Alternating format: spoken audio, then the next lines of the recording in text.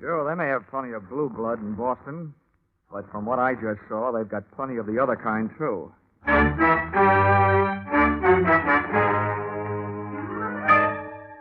This is another in the adventures of America's fabulous freelance insurance investigator, Johnny Dollar. At insurance investigation, Johnny Dollar is only an expert. At making out his expense account, he is an absolute genius.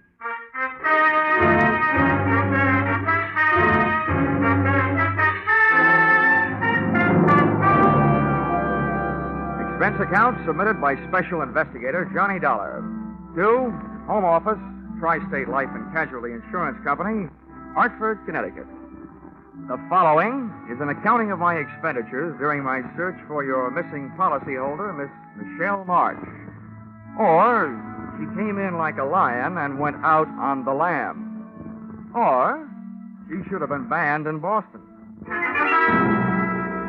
Expense account, item 1, $2.85, railroad transportation, Hartford to Boston.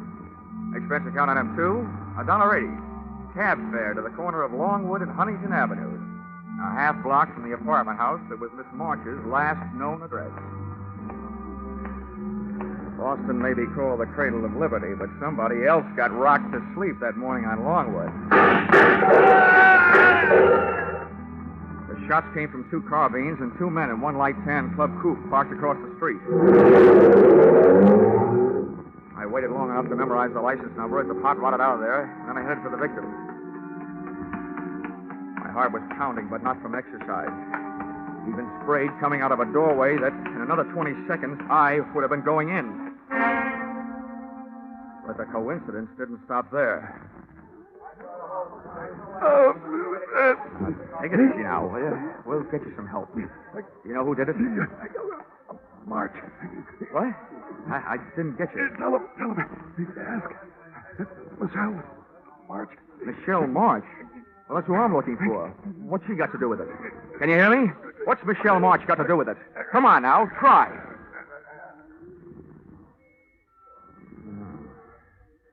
I wonder if I should have stayed in Hartford. I didn't see it happen, but I sure heard it. Like a shooting gallery. I was inside the shop, and, brother, that's where I stayed. Hey, mister, how is he? Can you tell?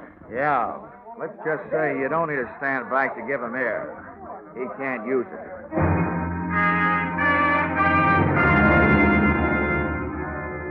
While the 2 limelight-happy characters from the crowd argued about who was going to notify the police, I disappeared from the scene by way of that desk doorway, pausing inside just long enough to learn from the buzzer panel that Michelle March's apartment number was, unluckily, 213.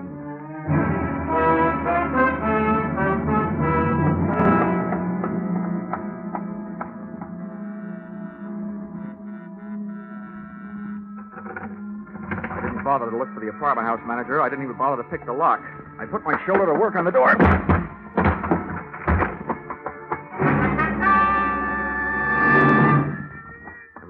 Apartment to search, but it didn't offer anything to find. The only thing even faintly resembling a lead I found on the floor behind the bureau.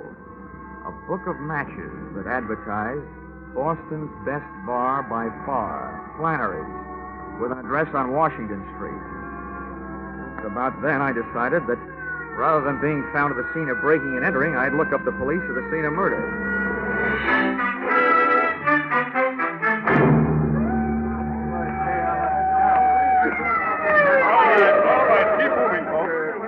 Here, Sergeant.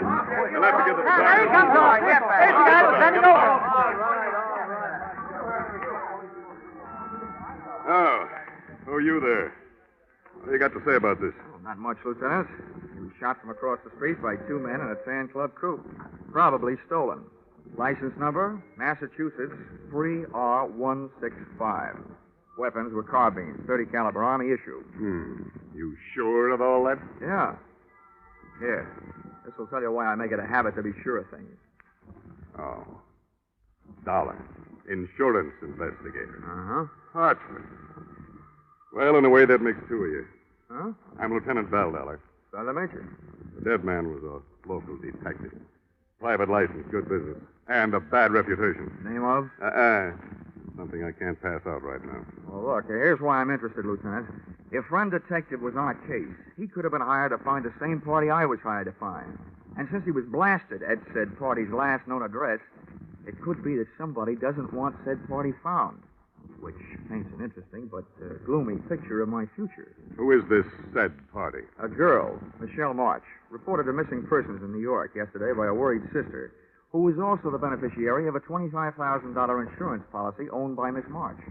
The insurers, Tri-State Life, got the report from missing persons and hired me to find her. You think she's dead? I'll tell you when I find her. Yeah. Now, what makes you think the deceased might have been looking for her, too? Because he mentioned her name just before he went bye-bye. Where are you staying, Dolly? Just in case we need you. Cartwright Hotel. Now, look, Lieutenant. You've got a murder and I've got a missing person. You can loaf if you want to, but I'm eager. I want to talk to the apartment house manager. Any objections? No. Go right ahead, Dolly. Good luck to you.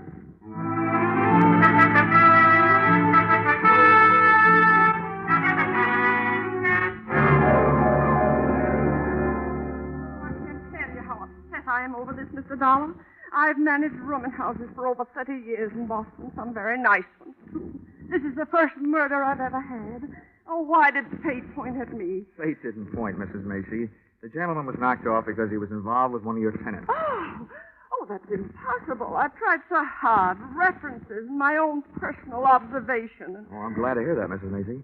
In fact, the more personal your observations were, the gladder I'll be. Well, it isn't that I snooped, Mr. Dollar. Oh, of course not, Mrs. Macy. Who was it? Michelle Marsh, 213. Oh, she's a lovely girl. But her habits were quite irregular. Often came in late. Oh. I understand she hasn't been staying in her apartment for the past 2 weeks. Do you know where she went? Why, no, but I did happen to be just outside her door when she came out with a suitcase and her gentleman collar. Her employer, I believe she said. Something about some work they had to do in the country. Uh-huh. She leave a forwarding address? She had little reason to do that. Why, all the time she's been here, the only letters she's gotten is from somebody in Chicago. One a month. A man, I'd say, from the penmanship. Didn't get one this month, though. Do you, by any chance, remember what those letters said? Oh, you young upstart. I'm only trying to help. I know, Mrs. Macy. You're a lovable old gossip.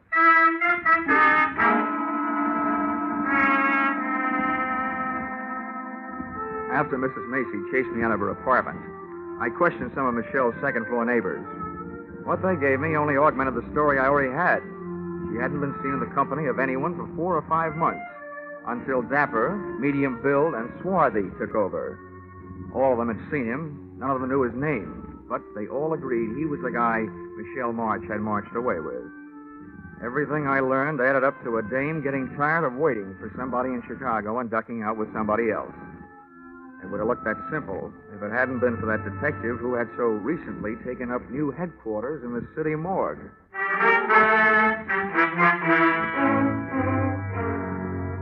Expense account, item 3, $4.75, drinks and dinner.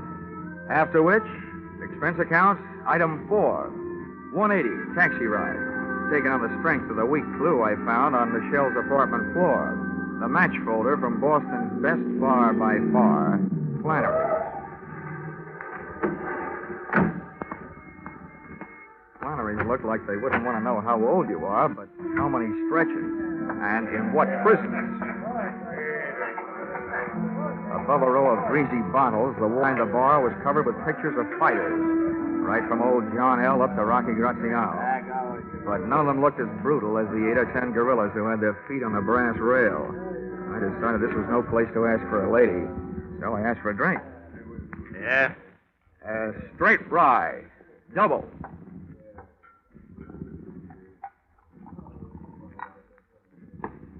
You've never been in before.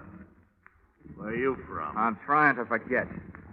Has, Blackie been around lately? Who's Blackie? Well, maybe that's not his full name. It's the one I knew him by.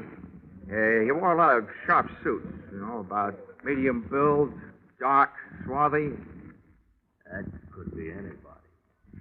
Now drink your drink, pay for it, and move along. Now, wait a minute. Now, I haven't got anything against the guy. I'm looking for a dame that's with him, see? What's the freeze for?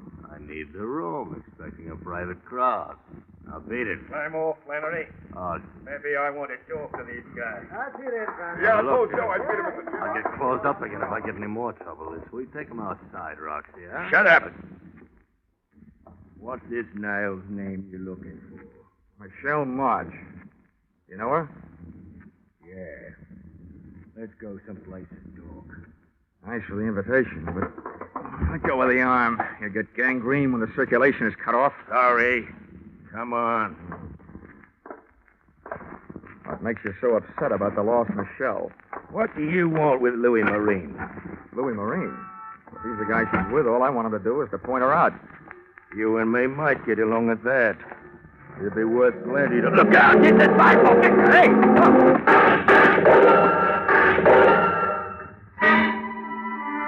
The car they were in was different, but those carbines sounded the same. I rubbed my nose raw, trying to bury my head in that sidewalk. I knew they had to empty those carbines sometime, but instead of sounding better, it started to sound worse. I twisted my head, shot a look at the street, saw one of the attackers in the process of falling out of one of the windows of the gun car. Closed my eyes again and realized why they never let my kind of insurance investigator be a policyholder. I'd been sent to find a missing girl, and there I was in the middle of another Boston massacre.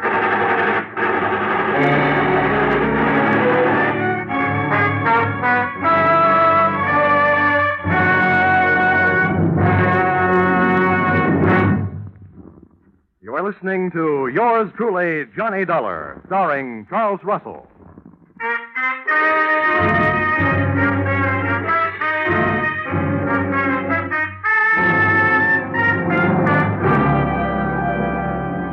It took a full 20 seconds after the smoke of battle had started to clear for me to realize that I'd been saved by the arrival of fire support from an unexpected source, the police. I looked around for my new friend and brother target, Roxy, but he had disappeared. A wave of suspicion broke over my flow of thought with this question.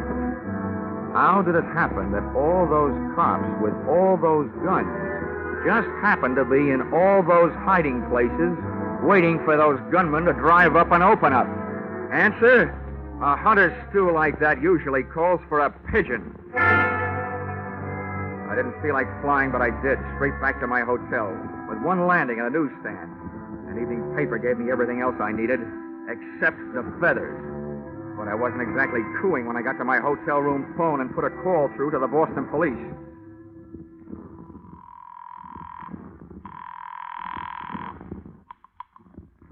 South Precinct, Sergeant Miller. Give me Lieutenant Bill in homicide. One moment. Homicide, Lieutenant Bill. This is Dollar, Lieutenant. Oh, Dollar, sure. I'm glad to hear from you. I'll have your badge for this. What did you say? The evening paper. Quote, Boston private detective, whose name has been withheld by police, was slain today, presumably to stop his search for a missing girl. It was learned by this paper from reliable sources. Oh, now, Dollar. That another investigator still alive has joined the hunt for the girl. Well, Johnny Dollar, well-known Hartford insurance sleuth, checked into room 705 at the Cartwright Hotel today. Well, you want more? Why, I can't understand it. I told the boys not to say a word. I think the boys didn't. Oh, now, see here. A man would have to stoop pretty low to use methods like that. You probably touch your toes every morning for practice. Well, I hope you got the results of your stakeout in front of Flannery's. You got 2 hot carbines and a hot car. The evidence that could have talked, those gunmen, are so full of police lead that your only chance of learning anything now is to find somebody strong enough to pick them up and write with them. Now, wait a minute, Dollar. You know who hired them? Well, I'll find out. When you get confused, check with me. I think I know. Now, do I get the name of that private detective? The deceased? Well, I don't see any harm. Bernard Knight. Hired by? Well, all right, Dollar. If you'll cooperate, I will. According to his files, he was hired by Roxy Morris to find the girl. Now, who hired the gunmen? I think, but don't know that they were hired by a gent named Louis Marine to stop Roxy Morris from finding Michelle Marsh. Why? We'll have more about that later. But if you'll put a search on that pair of names, I'll look for a good night's sleep.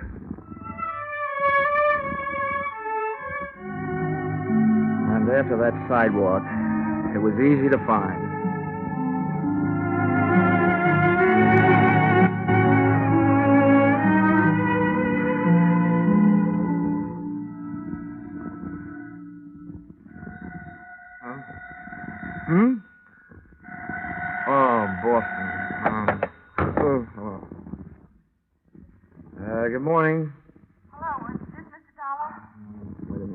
pick you up off the floor. Who is this? Is this Mr. Dollar? Yeah, it is. Well, this is Michelle March. Huh? Well, good morning, Michelle. I've been looking for you. That's why I called. I read that you were hired by my insurance company. Yeah, that's right. They don't like disappearing policyholders. Well, let me tell you this. If they want to save the money, they'll have to pay for me. Stop looking for me. What are you afraid of? That Roxy Morris will follow me? What do you know about Roxy? They'd like to find you and Louis Marine. What did he tell you? Oh, what counts is that I filled in what he didn't tell me. Namely, that he was in Chicago for a year, and you were supposed to be waiting for him in this fatal apartment on Longwood Avenue. But instead, Louis Marine landed, took the situation well in hand, and captured you for himself. You're just trying this on for size, aren't you? If it fits, keep it on approval. The point is, there are too many people looking for you to stay lost. Where can I meet you? How do I know I can trust you? I can't trust anybody. Look, I'm still working for insurance company, so my greatest interest is keeping you alive, not selling you out. What about the police? My promises aren't equipped with lifetime guarantees, but I'll do what I can. If you tell all, and if the story is big enough, they should be willing to make a deal. It's big, all right. They'll clear something out of their books that's been there for a year. Where do I meet you? You know where Charlestown is? I know it's part of Boston. Take the subway and get off at City Square. An hour from now. I'll be in a bar. The Gangplank. On Chelsea Street. Near the Navy Yard. Okay, sweetie. I'll be there. Up until now, whoever's been doing the shooting has used everything but battleships. Even though Michelle's story sounded like trap bait, cheesy indeed, I had to take a chance. I dove into a cab and had the cab dive into the top of Hanover Street and down to Boston's North End. Playing quiz games with strangers in that section is called Take It or Lump It. But a few well-placed 20s led me to a neighborhood undertaker who had the officially unproved reputation of creating a large demand for his own services. We swapped donations. I gave him $50, and he gave me a large out of the corner of his mouthful. Listen to me good. About a year ago, the laws picked up a Roxy Morris on a suspicion. They had a good idea. He'd heisted a 75G payroll. But there were no witnesses. He didn't leave none. Roxy knew they'd watch him, so he hightailed it out of town. But he didn't detect the loot with him. The boys around here got it back on the grapevine. He was suffering from the shorts. So everybody figured he had the dough stashed away somewhere right around the heel. Is that all? Have you got anything else to tell me? Yeah. Goodbye. I didn't like the way that undertaker said goodbye. I legged it up to the subway station marked Union, went down in and caught a train for Charlestown. Once at City Square, a 3-block walk down Chelsea Street produced the Gangplank Bar, which in turn produced that nose-bruising smell which comes from slopping beer on sawdust. Out of place in the place sat Michelle March. She was a good looker, with a bad look. And if I had been Roxy Morris, I would have elected her the last national bank. I flopped into a booth beside her. She turned her head my way, looked me straight in the kisser, blew a smoke ring at me, and popped 2 words through it. You Dollar? Yep, I'm Dollar. You March? I'm Michelle March. Well, so far so good. It's nice hearing you breathe. That means Tri-State Insurance can keep its nice $25,000. Only if you keep me this way, Mr. Dollar. And that might prove to be a difficult thing to do. Oh, maybe not so difficult. Why not? Well, you indicated yourself that your magnetic personality might suddenly attract a few steel jacket bullets. That means there'll have to be somebody to pull the trigger. So all I have to do is to sit around and see who tries to take a shot at the target. You. And we've got our man. It's not that easy. I'm in trouble 3 ways. And it's hard to see 3 ways at once. Look, I know all about Roxy Morris. He swiped $75,000 and gave it to you to mine. You don't know the half of it. 2 months after Roxy was gone, a guy named Louis Marine came to me with a story that Roxy had sent for $20,000. I gave it to him. Then he told me that Roxy had never sent for it. And that if I squawked, he'd convince Roxy that I'd fallen in love with him and just given him the money. He'd the battery tip off the police. He had me going and coming. Nice fellow. He wouldn't leave me alone. He made me give him $15,000 more of Roxy's money. And 2 weeks ago, I got word through to Roxy in Chicago. He blew up. Turned on me. I've been running from him ever since. He wants his $75,000, all of it. And I haven't got it. Oh, seems like you've been taking chances all the way. Now, you know what I want you to do? No, what? Take one more.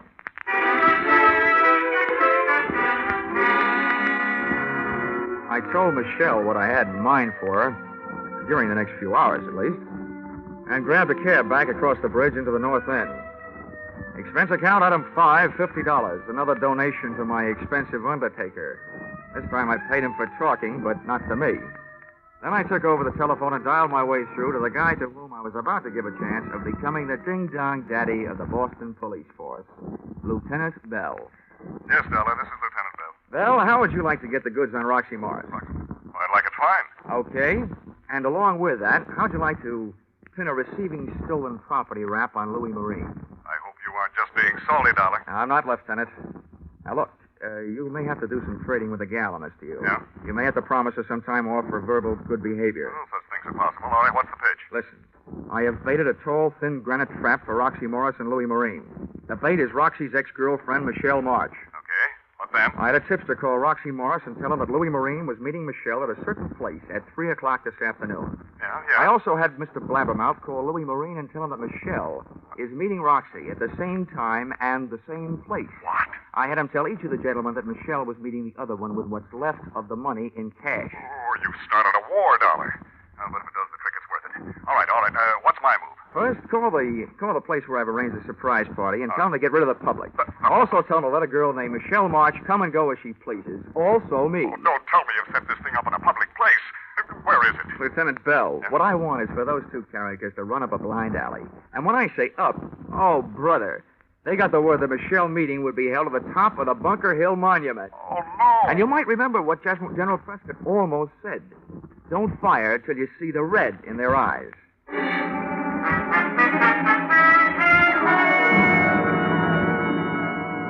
I was back in Charlestown and at the base of the Bunker Hill Monument at 2:45. The door of the museum at the bottom was open, but a state park officer stood by its side. I told him who I was, and he nodded me through the bronze doors. Officer, did Miss March get here? Yes, sir, young man. She went up the shaft. Oh, well, look, can I run the elevator myself?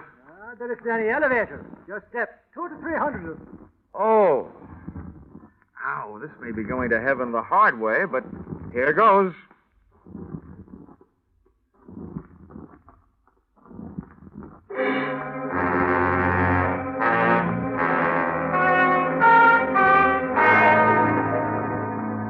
Halfway up the winding granite stairs, I yelled for Michelle. But she either didn't hear me or just didn't want to answer. I kept going and hoping. As I came closer to the top, I tried yelling again. Still no answer. Finally, I made it. Up into the observation landing at the top. Michelle was there.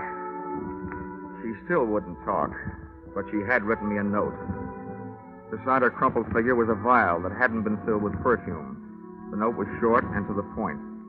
Dear Johnny Dollar, I still want to help, but I hadn't better be around here alive when everybody gets here. And it was signed Michelle. As I've been over to see what kind of bye-bye medicine she'd taken, I heard something that might mean a sudden dose of lead to the head for me. Either Morris or Marine had landed, and there I was stuck at the top with a bait that had suckered them into a trap, which suddenly turned out to be mine. Waiting up there in that tiny room for death to come get me would have killed me anyway, so I started down. Over the pounding of my heart and my own steps on the granite blocks, I heard the pitter-patter of anything but tiny feet come charging up a narrow staircase. Whoever was coming up and I both slowed down, but my heart didn't. Then I crept around a curve and my eyes went into a head-on collision with a pair staring back. What are you doing here? I'm a tourist, Roxy. Maybe right, white guy. You may be taking a trip. Who's up there? Up there? Oh, I don't know who they are. Just some girl with a guy she keeps calling Louie. Okay. Let me by. Easy now. Don't try anything. Roxy Morris tagged me with the butt of a .32 going by. But lying there with my head against the cold granite inside wall of the monument brought me back. And conscious was a very dangerous condition for me to be in, because charging up the stairs came another pair of unfriendly feet that couldn't have belonged to anybody but Louis Marine. Who are you? What are you doing here? Well, up until somebody hit me on the head, I was tailing Roxy Morris and his girl. They're up there? Sure, Louis. Yeah, they're up there. Then let me by. Come on. Get up out of my way. Okay. Go ahead, by. Yeah. But wait a minute. I got an idea. Come on, chum. Ahead of me. Up you go. You can affront for me. Move!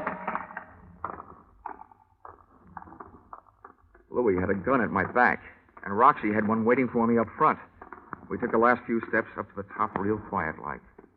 When my eyes came level to the floor of the observation room, Roxy was bending over Michelle, but he snapped up in a hurry, and his right hand was loaded with heat. Louis pushed me ahead of him, up and in. I stood there between them, listening to them grind their teeth at each other, with one foot under Michelle's arm. Then I got two big shocks. A scream from Michelle just before she snatched my legs out from under me.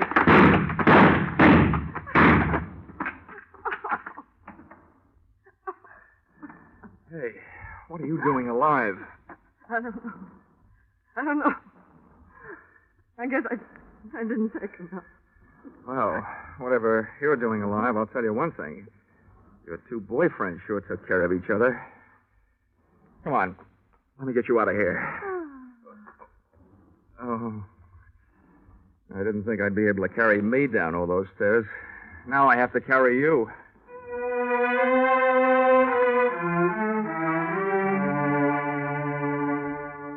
Expense account, item 6, $20. City hospital. Having Michelle's stomach pumped out.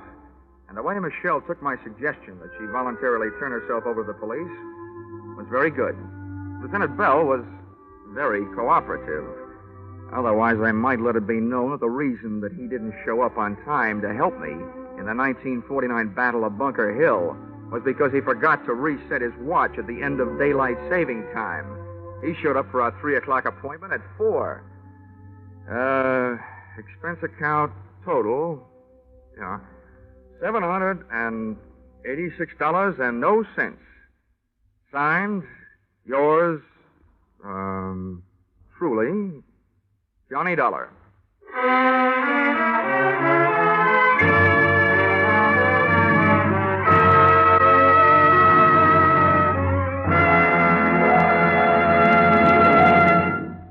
Yours truly, Johnny Dollar, is produced and directed by Gordon T. Hughes and stars Charles Russell with script by Paul Dudley and Gil Dowd.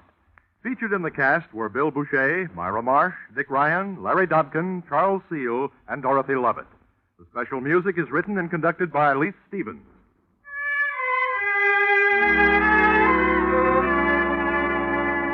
Be sure to be with us next Saturday, October 1st, when another unusual expense account is handed in by yours truly, Johnny Dollar. That's right. Yours truly, Johnny Dollar, will be heard on Saturday evenings starting next Saturday. And look at who's going to be here at the same time on Sundays. The world's most famous blockhead, Charlie McCarthy, accompanied by a man who shadows him closely as Johnny shadows the suspect, Edgar Bergen. Yes, Charlie McCarthy and Edgar Bergen have joined the great parade of stars to CBS, along with Jack Benny, Amos and Andy, Horace Height, and Red Skelton, whose show starts next Saturday, or rather next Sunday also. Don't miss the first hilarious appearance of Charlie and Bergen on most of these same CBS stations at the same time next Sunday night and every Sunday thereafter. This is CBS, the Columbia Broadcasting System.